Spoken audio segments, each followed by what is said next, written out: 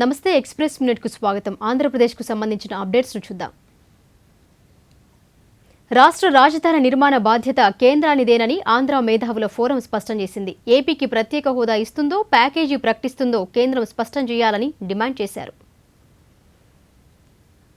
RTC నష్టాలు తగ్గించేందుకు తమ సిబ్బందికి శిక్షణ కార్యక్రమాన్ని ఏపీఎస్ఆర్టీసీ ప్రారంభించింది. ఒక్క ఏడాదిలోనే 140 కోట్ల నష్టాలను తగ్గించుకున్నామని ఆర్టీసీ ఎండీ సాంబశివరావు తెలిపారు. అంబేద్కర్ 125వ జయంతి ఉత్సవాలను ఘనంగా నిర్వహించేందుకు ఏపీపీసీసీ భారీ ఏర్పాట్లు చేస్తుంది. ఈ కార్యక్రమానికి మాజీ హోంమంత్రి సుశీల్ కుమార్ షిండే ముఖ్య అతిథిగా హాజరు కానున్నట్లు సమాచారం.